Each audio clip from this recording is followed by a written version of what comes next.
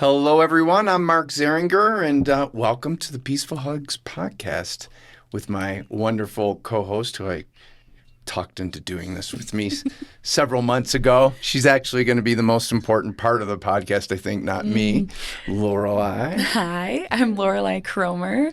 Glad to be wrangled in, and don't put too much pressure on it. No, I just, when we first talked, I remember it was by happenstance, right? That we even talked about this up in Cañon City, Colorado, of all places. If you have never been there, everybody should go there, right? Yes. It's wonderful. Lorelei lives there. I'm thinking about that as I'm down here in the Denver Valley and then Detroit and in Florida a lot of the time. But it was by accident that we were just talking. Lorelei runs Unbridled Acts, which she'll talk about, which is a wonderful organization, and amazing how that all started 20-some years ago, I remember. And you've done a fantastic job. But we were talking about how cool it would be because we have different backgrounds. And, of course, me being the old guy. I'm better looking, but the old guy. I don't think anybody's going to believe that, by the way. Thought, what a great perspective. We have a lot in common, but you have a different viewpoint of things. Being in the age group that you're in, and me as an old guy at 58, soon to be 59. Oh my, the big ones next year. Yeah. Have a different thought process around it too, and how it would be good. We don't really hear the different viewpoints of people out there from the different perspectives. I think people are too busy fighting about it all, right? Absolutely, yeah. And I think there's something special about bringing like intergenerational conversations to the forefront. I think we can get really easily sequestered. We've seen that with, with the internet and social media. People kind of just find their own camps, but oftentimes that camp also includes people your age. And I think we do ourselves a disservice when we don't listen to the younger voices that have maybe some new ideas, but we also don't learn from those older and wiser who have been through things and know not to repeat the same mistakes, right? So, for sure. Yeah. For sure. And it covers it covers everything in our society, right? From a religious perspective, even if you're not religious, from a spiritual perspective. We were talking about, I grew up Roman Catholic, still practicing Catholic, but left the church and spent a lot of time in non-denominational churches, Presbyterian churches, well, Protestant churches in general, Methodist, you name it. Was in the seminary learning about it, and remember being, even though I wasn't a practicing Catholic, then being attacked, right? Having been Catholic. And I thought, what an injustice for whether you're Catholic and you look at other Christians not as Christians, or, Protestant or non-denominational Christians looking at Catholics and going, they're not. I think that creates such a problem. And then that bleeds into politics. Yes. Gender, age, everything that we were talking about. Absolutely. I mean, I think spirituality is like it forms a foundation for how you see and think about and view the world. And so whether you feel like you engage in that or not, even not engaging in it impacts the way that you engage in all of these systems and industries and institutions. And so I think it bleeds into every walk of life. So if we're too scared to talk about it, like my least favorite thing hearing growing up was like, that's a taboo topic. That's one you don't bring up at the dinner table. And I was like, those are my favorite things to talk about. Like, that's how you know people. That's how you learn people's hearts and their souls. And I think learning to healthily disagree is beautiful, because then you actually learn more. Like I've learned more from conversations where someone's willing to be like, I actually think differently than you. Than, all of us just kind of being yes men. For sure. For sure. I growing up in Detroit, and we can talk a little bit about that, which is how we ended up with starting Peaceful Hugs. And there's a story around Unbridled Acts that I'm familiar with. I think it's sad. And I feel blessed and fortunate that for whatever reasons, in my family anyway, I was the one that, like, there's got to be something better. There's got to be something different. There's got to, you have to open your mind and your soul to different people and learn from them. Doesn't mean you have to agree with them. I remember when I moved to Denver, I was 19. I had just gone through a horrible robbery. And one of the first people I met who was so kind to me and ended up being my roommate was a gay man. And my parents had a heart attack. about it, right? And here was one of the kindest, most gentlest, sweetest people I had ever met. I had never met anybody gay up to that point, and thought, regardless of whether or not me or anybody else disagrees with that lifestyle, to miss out on having that person in my life would have been horrible and a disservice. Absolutely. I mean, growing up, I was a musical theater kid. And so I grew up in a Christian home, but my parents were first generation Christians. So they didn't have a lot of, I feel like, the baggage that you kind of maybe get when you grow up that way from older generations. And so, I was able to dabble in anything that I was excited about. So I loved sports, but then I loved music. And so I was in musical theater. And so got to have friends of all backgrounds, and obviously kind of the LGBTQ community were definitely a part of that. And those were some of the most beautiful friendships to have in my formative years, because I think it gave me a larger view of the world than maybe I would have gotten if I was only, going to church or whatever. And so having those conversations with those folks, whether or not ideologically or, biblically, religiously, I necessarily agreed that was a wise lifestyle choice. Those friendships taught me so much about actually what loving somebody looks like, even when you don't agree, and having the beautiful opportunity for people to look at me and be like, you're one of the only religious people that I can talk to freely about these things. And how sad that is. And I think it's more common now to have those open discussions and for people to just feel loved. But I think that's the biggest hurdle that the church maybe has, is like the ability to make people feel loved, whether or not you agree with what I believe is right for lifestyle. For sure. Oh, I totally agree with that. When it's interesting, just in my journey, but particularly when I was in the seminary, and people wouldn't know about it, and I'd be out in the city or doing whatever, and you can't take the Detroit out of the boy. Right. And so my language is colorful. I try real hard, but it's colorful. It's probably never going to go away. And you slip back into talking the way you talk, which is sometimes not so appropriate. But when you're out and about in the street and I'm talking about faith in God and how it's touched me, it was amazing how so many people who were not faith-based said the same thing you said.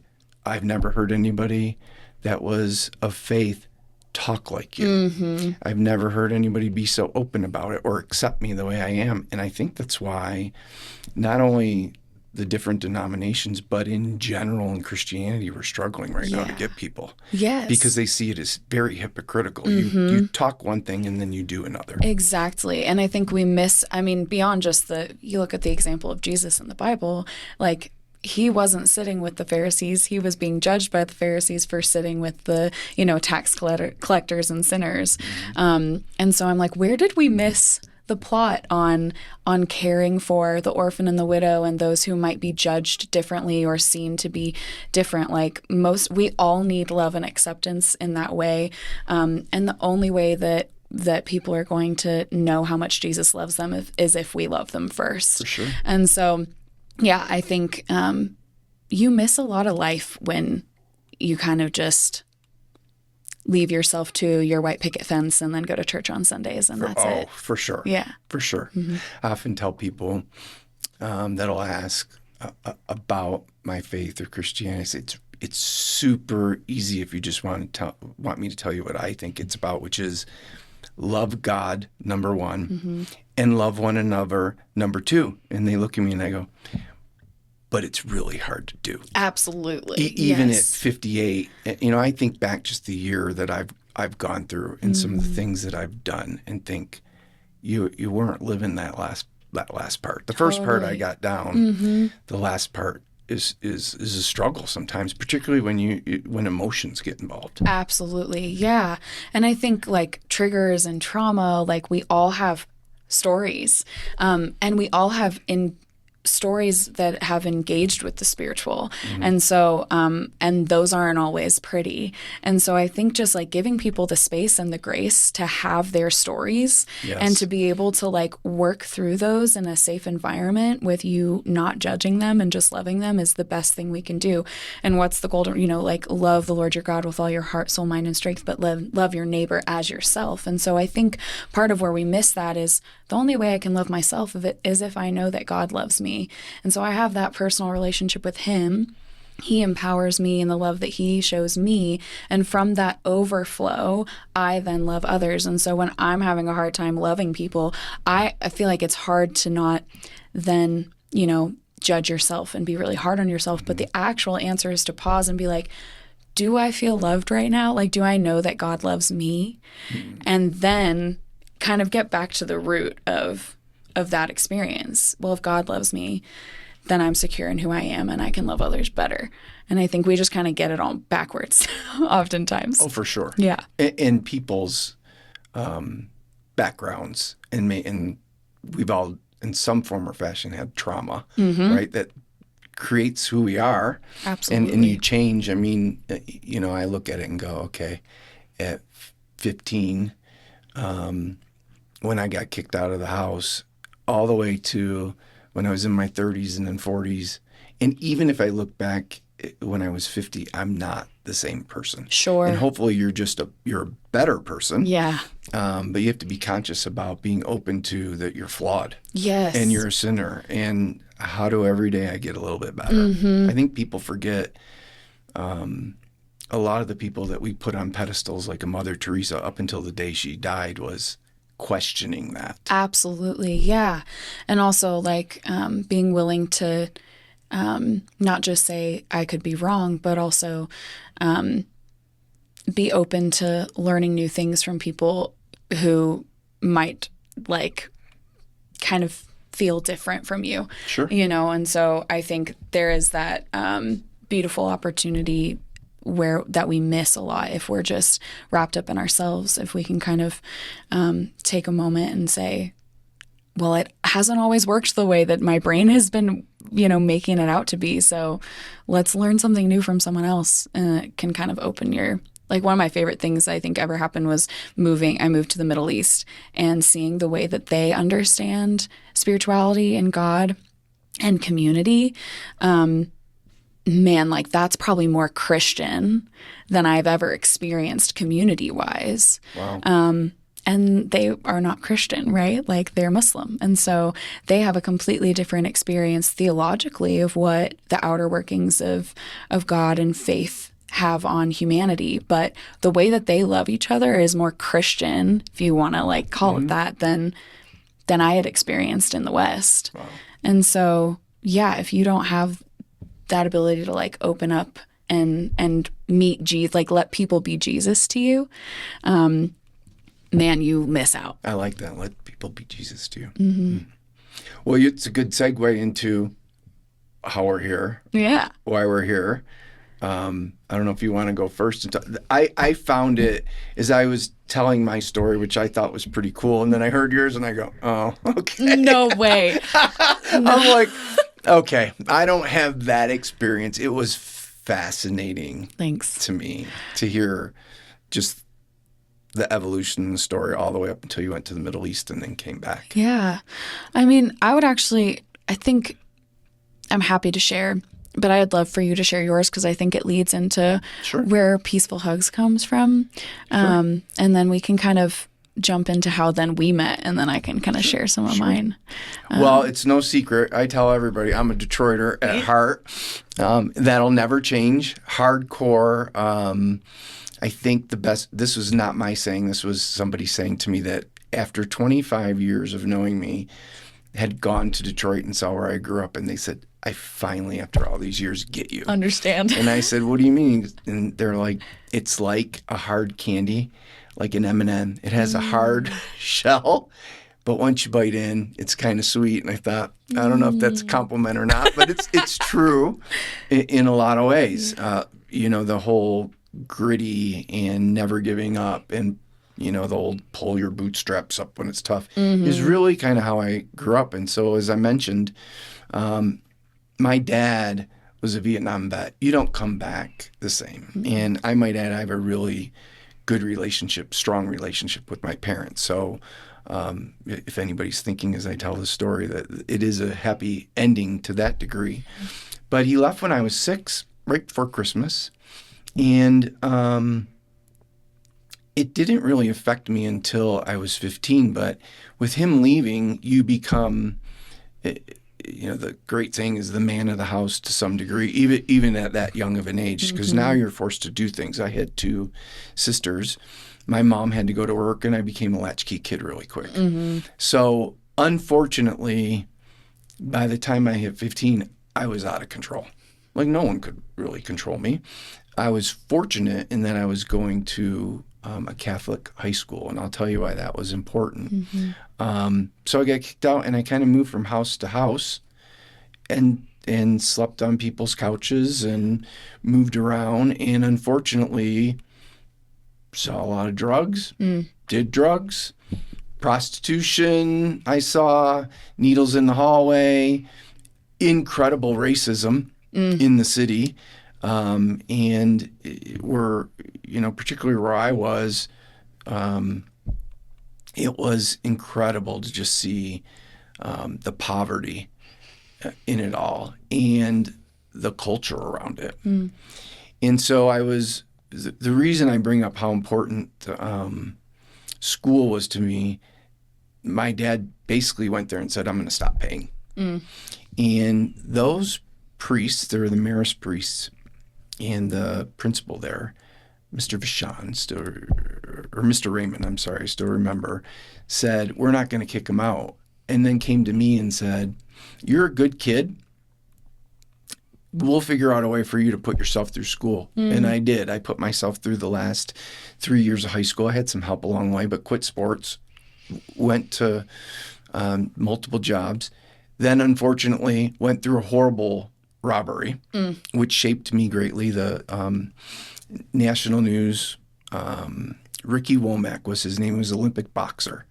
And, I go back and I look at the New York Times articles and and it says in a lot of these articles, and one guy moved out of state, basically, and that would have been me. And so that's how I ended up in Denver, because the funny part of the story was I didn't know where to go. But the Broncos were my favorite football team growing up in Detroit. Sorry, Lions fans. They still are my favorite team. And I moved to Denver with $100. Wow. And but I think having those guys, those priests, we hear, unfortunate things about priests in the Catholic Church in general, saved me, for sure. And I always said if I made it, and to me making it was not being some ultra rich guy, but enough to take care of myself and have a little bit of money on the side, I'd go back and try and make a difference in people's lives, because I saw there was definitely an advantage being, one, in a good school who allowed me to stay there, and 2, being white. Yeah. No doubt about it, as far as I'm concerned. And I've just been really blessed and fortunate enough to then start Peaceful Hugs. Probably not good timing with COVID when it all happened, and it's taken a while. But the amount of people we touch now is not much different. It might be worse than when I was a kid, because the system, particularly for women who have kids or at-risk youth, they don't know where to go, and they can't get out of the system. The system hurts you.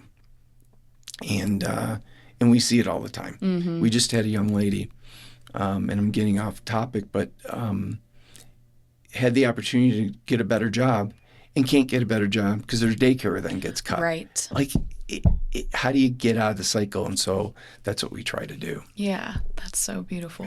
Yeah. I love that.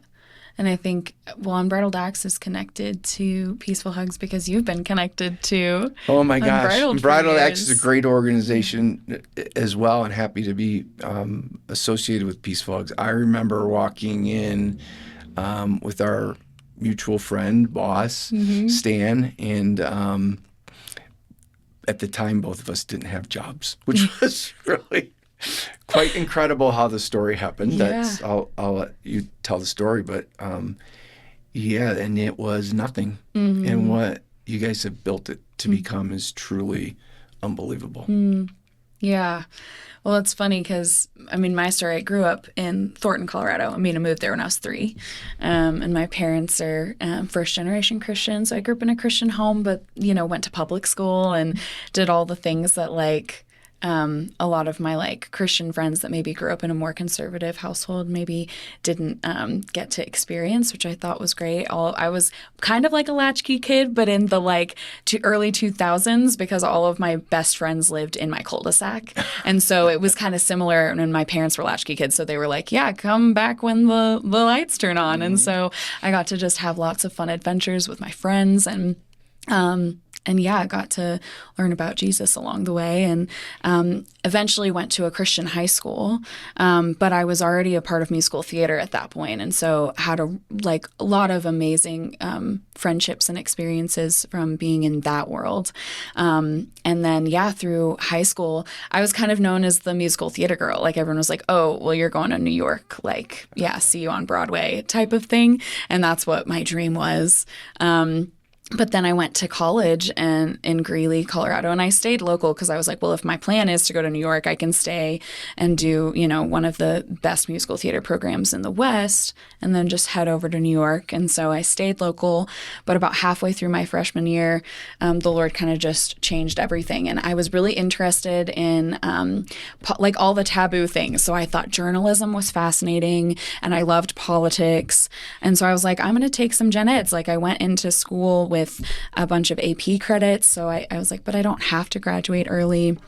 And so I, took some gen ed courses and my musical theater program was like, why? Like, Why are you just come and take these courses. But in that process, like, I ended up having some amazing, professors that were like speaking life into me in other areas that I didn't know I had to, like, I was always a good student, but, everyone just thought, oh, well, you're just going to go do that. And so in the same time of me kind of being like, I don't know if this is what I should be doing with my life. Like, I can always keep musical theater as a hobby and, like, keep it as something I love rather than, it felt like it was already being ruined by making it a profession. And so that was really hurtful, just kind of to emotionally go through. But then to have these amazing professors who were like, hey, did you know you're a really good writer? Like, you actually have a really, like, unique mind for politics, and you're really good at sitting in the middle rather than sitting in one camp and being able to take in all the information. And so I ended up changing my major to journalism and international affairs. And when I was 5 is when 9/11 happened. And it was probably the most formative. Obviously, I was 5, but I have a really crazy memory. And so that day is like crystal clear in my mind of what happened. A lot. Absolutely. And I was grateful to have, I mean, we saw it, like, there was so much xenophobia that happened right after 9/11, particularly from,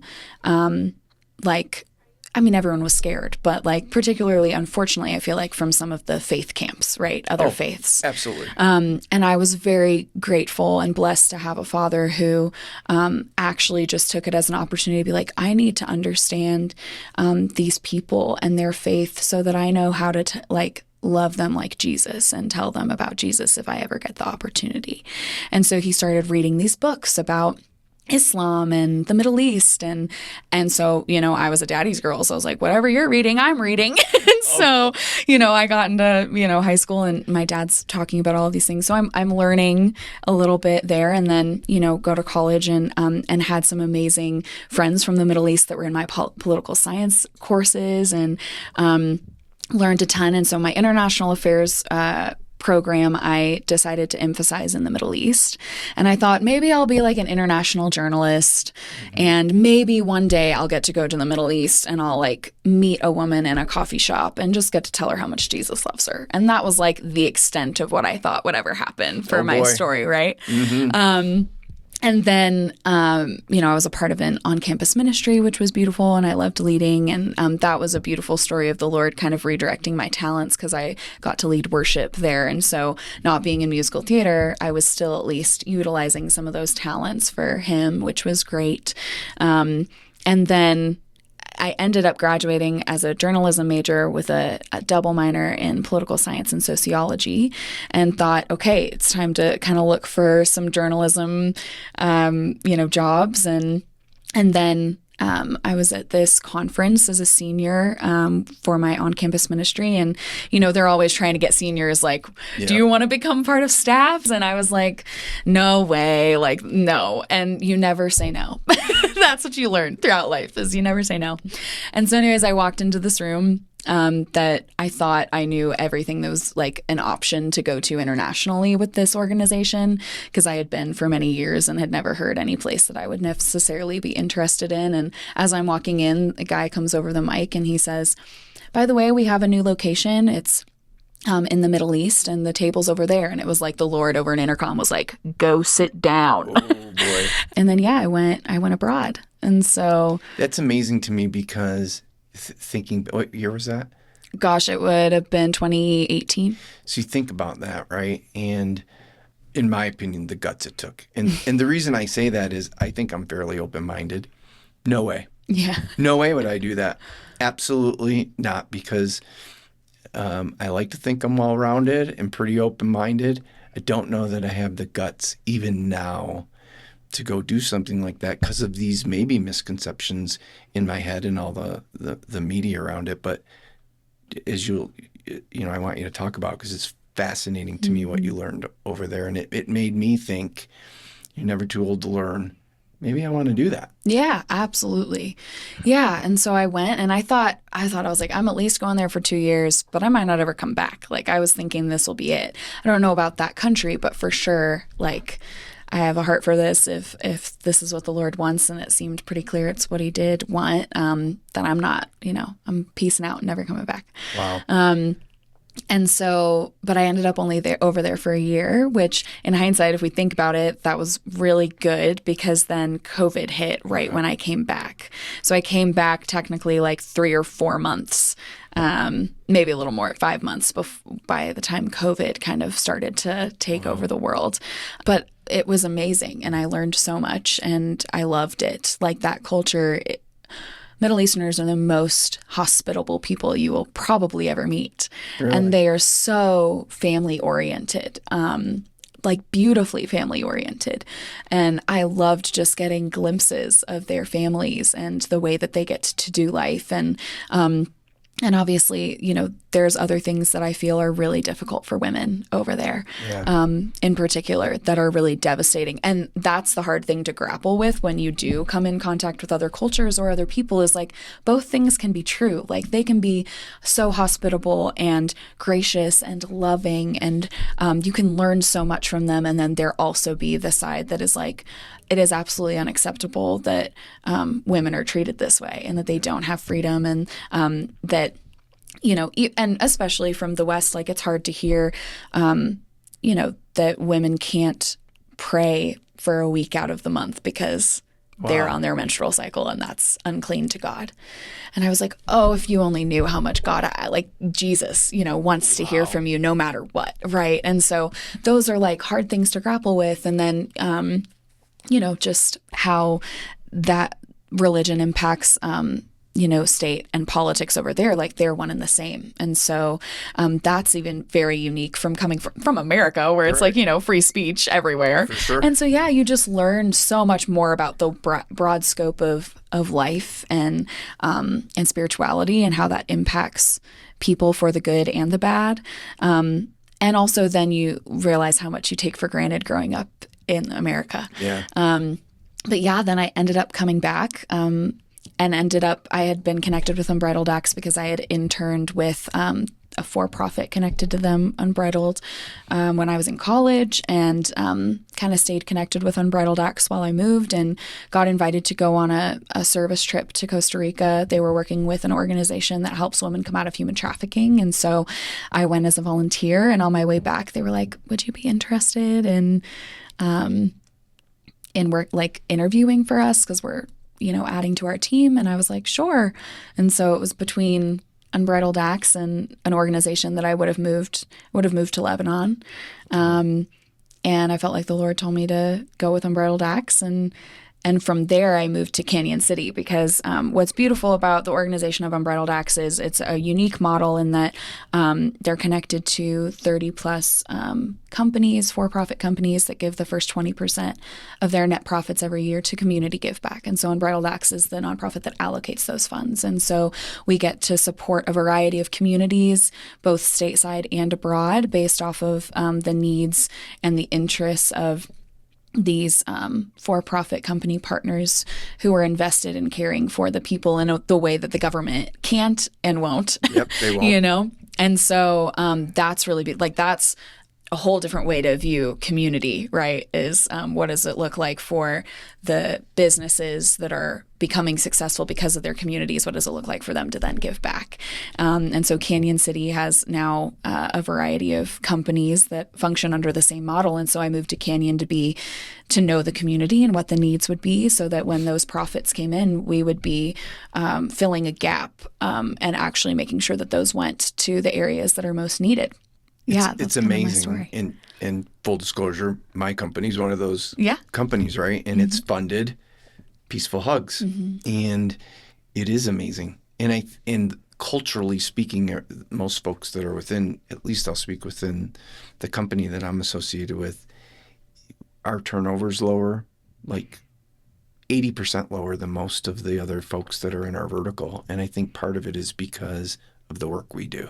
Like our tagline's performance for purpose. And that purpose is all about what you do at Unbridled Acts, what we do at Peaceful Hugs in helping people. It resonates with people. We were able to help, collectively speaking, in all these companies, our own folks within those companies who need help. Yeah, I think it really just becomes an opportunity. I think everybody's searching for purpose, right? Like that's part of why we do this podcast is we're going to hear from people, like people's stories and what makes you tick and what makes you come alive and how did you end up where you are now? And everyone's searching for that thing. And so I think it's beautiful when there are companies, and it's more and more companies are doing this. Like you can say that, yes, what I do is, I go and I help out with events and I'm a meeting planner, but actually my day-to-day job impacts the community because my success with my clients allows for that 20% to then get turned over to a nonprofit that then does good in my community. And there's programs that I can tap into for my family and my friends. And it just, I think, it shifts your perspective for your 9 to 5. Like it gives a little bit more oomph behind what you do, which is what we're all searching for. Like it's what we all need. We need that like light and that purpose and that reason for living. And we all have it. But it's really nice when you can find companies that also understand that need for you to know who you are and to live that out fully, not just in how successful you are, but also ways that you get to engage in your community. For sure. Well, I'm excited. Some of the people that we already have lined up that are coming on the show, I can't wait to get into and hear their stories. I mean, some of them we know outside of here, and I think everybody has a story, right? Like you said. Yeah. And how you can impact other people's lives. You think you can't, but you can in such a small way. And I think too, we forget, like, it's really easy to forget that you're impacting everyone. Like this conversation's impacting us right now. The conversation you have with your coworker sitting next to you during the grunt work of the busy season, that's having an impact. But to have those slow down moments of like, I actually am going to intentionally choose to positively impact people. Like we can go through life a lot more meaningfully if we have more opportunities to be that type of intentional. And so I think that's what Unbridled Acts, that's what Peaceful Hugs, that's what all of us are trying to find ways to do. So I would love for you to talk about, I mean, you shared your story. How did that lead to Peaceful Hugs and ultimately what we're doing with this podcast? Well, I didn't plan on doing Peaceful Hugs, right? I mean, from the standpoint of how it occurred and when it occurred, the timing couldn't have been.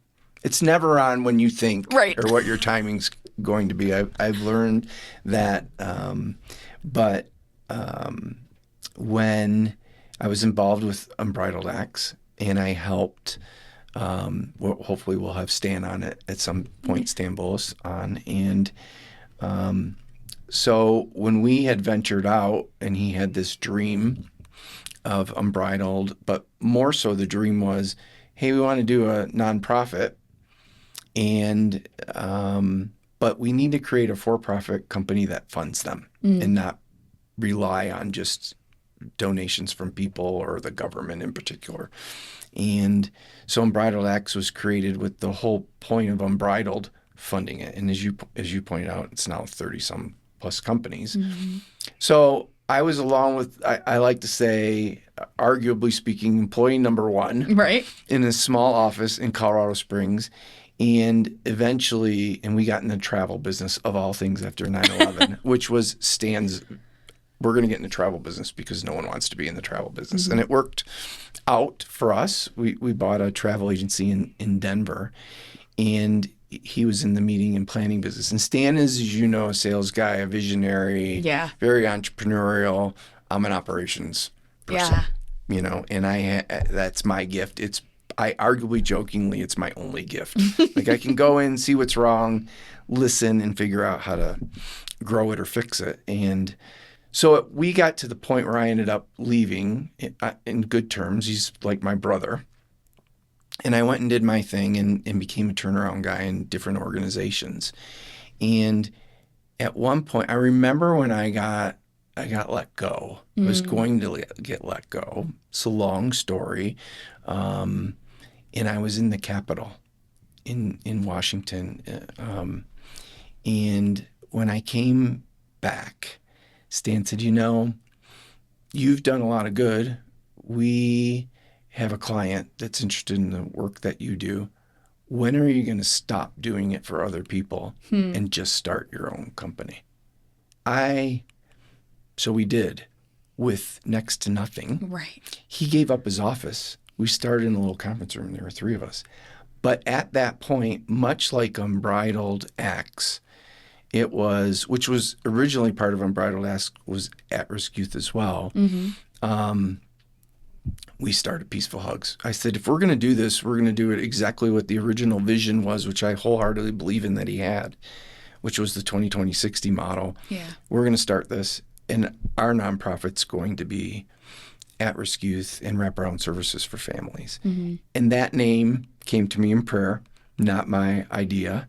The logo came to me to some extent, like my favorite flower, daisies, primarily because of my grandmother. And Stan's been to Detroit. He saw where I grew up, and the need was huge. Well, the need is huge in Denver, and now we're doing it in Denver. We're getting ready to do it in Philadelphia with a partner organization that down the road, hopefully she'll be on the podcast. So I think there's this, so many people in need, both here and abroad, and you guys do a lot in Uganda in particular. We're going to start doing some stuff in Malawi. And there's never enough organizations to help at all. And so the idea behind the podcast was every grant that you can think of has been cut, right? We all, from an economic standpoint, it's hard on all these nonprofits.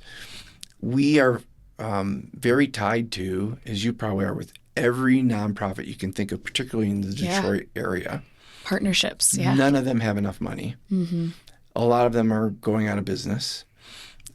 It's impossible to market your business. And we learned really early on that we were fortunate because we had the companies to help to some degree fund Peaceful Hugs.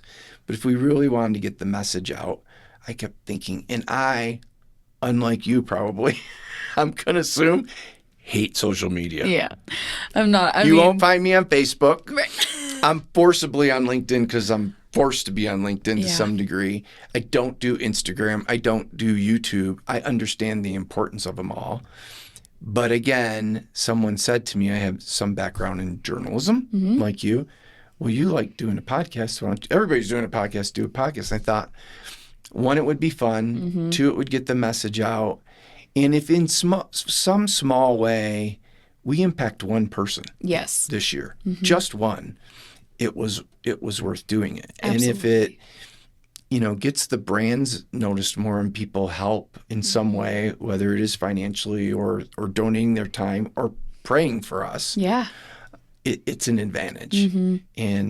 But I'm not going to lie, the fun part of it is a big deal too. Yeah, I like to have fun, Yeah. and we talk about very serious topics, and I think people forget about there's a lot of joy in the world. I often forget about that. Sometimes you get so wrapped up in the person that can't pay their bills and is gonna can't eat. So I thought this would be a great way to do it. Absolutely. And then by chance, when I remember sitting there going, I don't want to do this alone, and then it just kind of morphed when we met in Cañon City. So yeah, it's been cool because I was like, similarly, it's like everyone is doing a podcast. Sure. And so I was like, man, I think it'd be so fun to do one, but I have no time or means to like start my own podcast. Like that's not going to happen. Maybe when I retire. Yeah, So, for sure. And then, meeting you and kind of being like, well, I've always thought about it. And then, it just kind of snowballed from there. So this is really cool. And I think when we were talking, the fact that we're very similar in the sense of, I think people go in these camps. I don't care if it's this far left camp or this far right camp. I think they do that in politics. They do that in general, in everything, in faith as well. It's a disservice. Absolutely. It's dangerous. And if we can not only help the nonprofits and the people we help, but get people to think outside the box as well. Yes. And open their mind. Again, I really think this comes down to one word. I sum up peaceful hugs with one word, which is hard to practice: kindness. Yeah. Right? And I don't know why or how we ever got to you support this and you support this and you're an evil person because of it. Ridiculous. Yeah. I think it's that we just lack, we are not able to see humanity in each other anymore. And so I think that's what's beautiful about podcasts, or like a podcast like the one like this, is you're platforming stories. And so it's no longer like, oh, that person's connected to that company or that nonprofit or that church, and so therefore they are X. It's actually now you get to hear their whole story, you get to hear their heart and their soul, and be like, oh, they're not who I thought they were at all. And I might disagree with a handful of things, but that's somebody I could actually sit down and have lunch with, rather than like someone I'd rather stand across hills. We talked about this. It feels like everyone's just standing on their own hill and everyone's throwing stones at each other and they're falling into the valley, rather than all of us coming to the valley and just having these contentious conversations with each other as humans. Like none of us have the right answer. We're all trying to figure it out. And I just think we need to be able to talk about it and see the human in each other and be kind. And that's what I'm hoping we can do. Yeah. In a lot. Well, and I got to be truthful if I'm going to be honest. Yeah. What I'm really hoping is this is my springboard to do a Hallmark movie. Right, yeah. Now, every guy I know was waiting for it. I know. Every guy I know makes fun of me. I'm securing my own skin. Yep. And yes, I cry at the Hallmark movie. I love it's Christmas time, by the way, when we're doing this, which won't air until January. But at least 2 a night right now I'm watching. And the plots, they're all similar. All the same. But I think our producer sitting here, he knows somebody, and I think I'd be right now. Yeah. Guys, we're going to have an announcement soon. Yeah, I'm going to be on a Hallmark. The leading man. I don't know about that. For sure, I don't know about that. I mean, that's the other thing. The supportive dad. I'm the supportive dad. I got it down. Just don't talk to my 4 kids about that part before they cast me. But yes, I think it'd be, and who knows what could happen after. Exactly. Then after Emmys. That.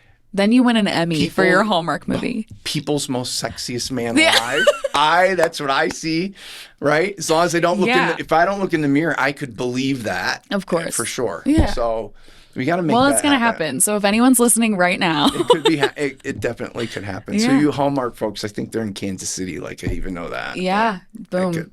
I'm not There it moving to is. Kansas City, but I will to But you'll go just for the 3-month shoot. for sure. Yeah. Absolutely. I missed my opportunity because they shot one in my parents' hometown of Romeo, Michigan, which is a little postcard town just like you see, and no one told me. Hey, they should film one in Cañon City.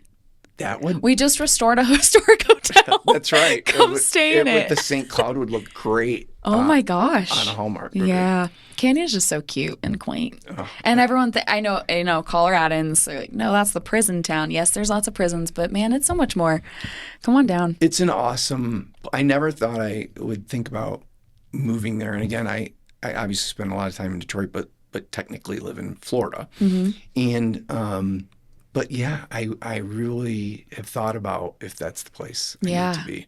Yeah. And talking about, I mean, what's beautiful about Canyon is like the nonprofit sector is probably the most like partner driven I've ever witnessed in a community, which I think is beautiful. Like we all know we need a village. It takes a village. We go farther when we do it together.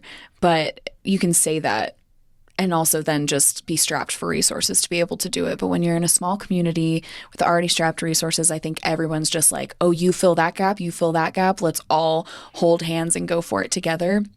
So it's so fun to just see, yes, of course, lots of people are moving down south. And so it's not going to stay small Canyon forever. But to see that already like camaraderie, particularly amongst the nonprofit industry, is really special and beautiful to be a part of. Well, it's fascinating to me when now that I've spent considerable amount of time there, is this goes back to our conversation about people thinking in their heads, I'm over here and you're over here. You know, having grown up in Detroit, there's similar problems in this little town of Cañon City. Absolutely. And culturally speaking, it can't be any different, right? One's a large city which lost half of its population and is predominantly African American. Cañon City's nothing like that. Super small, the prison town, as you would say. But the needs of people are the same. They're just much larger in a city like Detroit, but they're not really any different. Absolutely. Which is why I think it's cool to have Canyon can be kind of a test as, there's the for-profits that are supporting the community, and Unbridled Acts, we're trying to kind of, the biggest needs in that area going back to kind of the roots of 20 years ago when Unbridled Acts started initially is women and youth in crisis and the homeless. And so I think every community can say, we have that issue too. Like raise your hand if there's a housing crisis in your community, right? And who does that impact most other than at-risk youth and women and of course families? But I think it's all cyclical. And so the more we can address it, and if we can find kind of like a niche way to address the problem, maybe it can be transferable and it's not going to look identical, but like if you can do it once, then at least you have a foundation and not reinvent the wheel, but maybe make a few tweaks, add a few cogs, cut a few things there, and maybe it could be transferable to Detroit. Like you just don't know. Oh, for sure. And to some extent internationally. Absolutely. I've gotten some flack about doing some stuff that we're getting ready to do in Malawi again with another organization, and you can talk about this in Uganda. And we're not taking away one for the other. Right. They're for one, we're all human beings, and I think people forget that even though there's geographical boundaries. What we can do in Malawi on $500, we can barely help one or two people here in the States. So you need to put that in perspective, right? So doing a little bit in Malawi.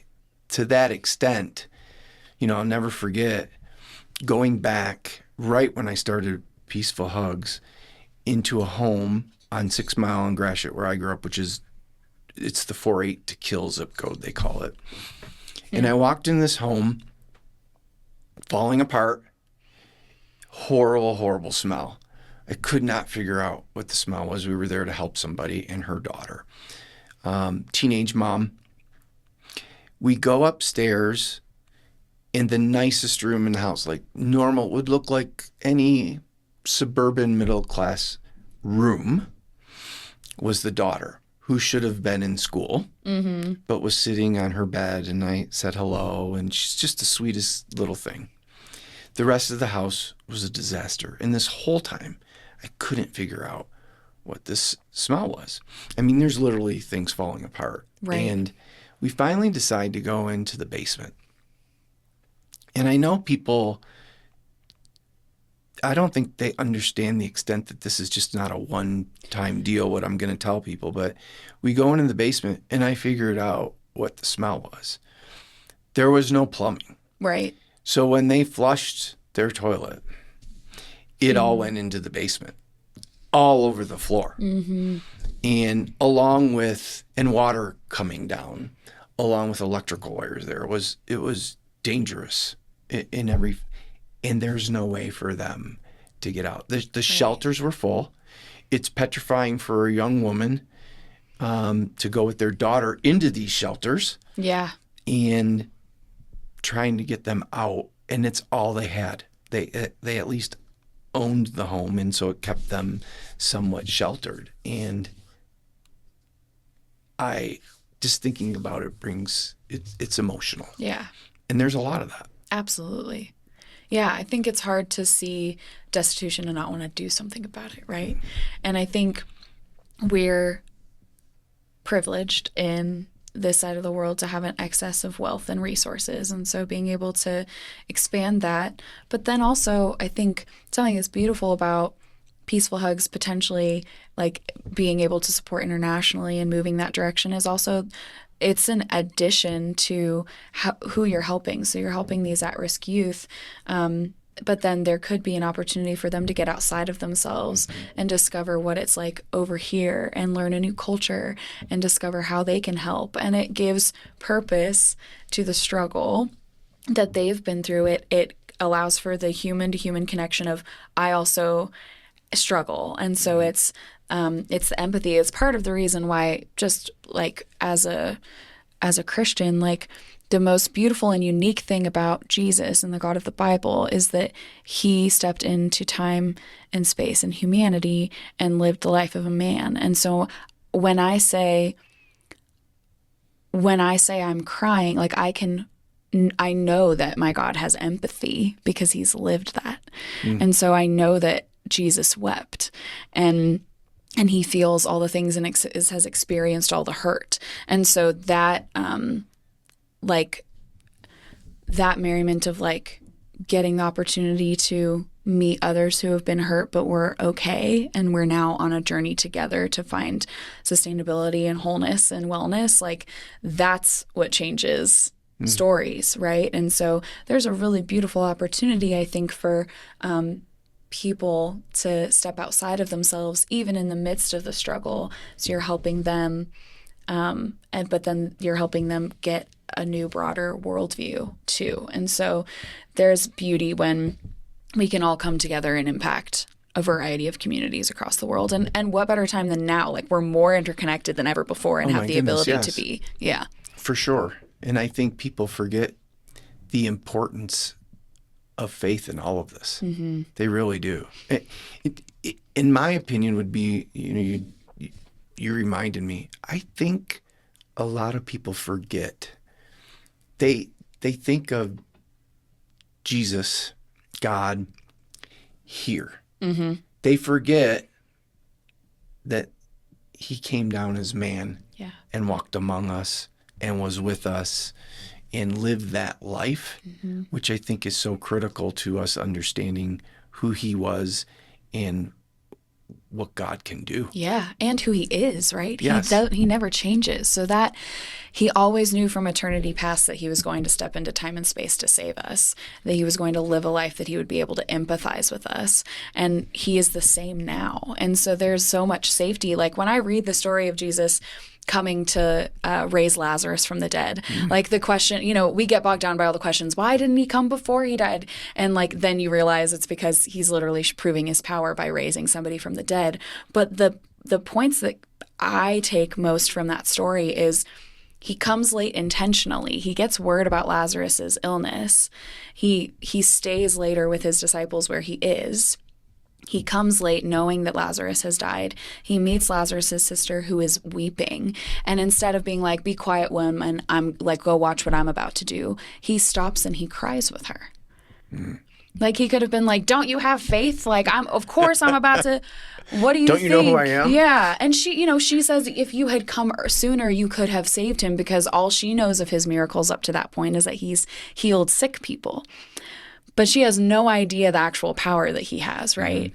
I mean, the true power is he's going to save her from her sins, right? Yep. But like, the beauty of that is him he doesn't disregard her. He weeps with her, and Lazarus is his friend. So he weeps for the death of his friend, which also I feel like is a theological implication. Like, death was never a part of the plan anyways until sin entered in. And so he's weeping with this woman for sin, the fact that death has come because of sin, and then he raises him from the dead and rights all wrongs, right? And so, like, that is the most human that's who I realize I'm praying to every day, is the Jesus who sits and weeps before he raises from the dead. That's beautiful to think about that. Well, I'm hoping too, I mean, we have sports figures, political figures, people have written books, and certainly we'll have pastors on here, or men or women of faith who can talk about that, because I think about, I spent the person that lived with me for quite some time, up until recently, and part of that was going through and reading the Bible with her. And at one point, I remember, and part of that, the reason that we started doing that was our backgrounds were different from a Christian perspective. But I found myself often saying to her, she would make a comment, well, Jesus said this, or this is in the Bible. And I would say, no, it's not. And I'm hoping some of the folks that we have on the podcast will be able to, so many people have this misconception of what churches do wonderful things. Yeah. Across the world, particularly in our own communities, they can do some damage too. Absolutely. If they're preaching the wrong thing, and they're telling people, they're taking one passage out of the Bible and telling people what it means, and not covering the whole context of it. And that's what I found, not only when her and I would talk, but with some of my friends too. And I know enough to be dangerous just from being in the seminary that, where did you get that? That is not what it means. Right. Well, I heard it in church. That's creating some of this stuff. Absolutely. Yeah. And I think, too, the beauty of what Peaceful Hugs does and what Unbridled Acts does is, like, sure, we might be driven personally by our faith and our understanding of God's love for humanity, but we don't discriminate. Like, there's churches that I think kind of find their people, and that's who they serve, and or organizations that, stay in their own camp. And it's like, we're not discriminating. Like, it doesn't matter whether you have the same faith walk, like, you're at risk and you need community. And so let's do life together and find healing together. And, my personal hope is that everyone comes to know that how much Jesus loves them. But that's not like something to hold back because you don't already understand what that means. And so I think hearing from people's own stories of, like, this is what I thought was true, and this is what I've come to find out is true. This is the journey I'm on. These are the people I've been able to impact, and kind of dispel some of the hurts and maybe offer healing if we can. For sure. Yeah. I mean, I think about how many people I get often asked, the Christian faith vary to some extent about the Trinity. Right. Right. And I hope we can get into some of that as well. So. Yeah. I love it.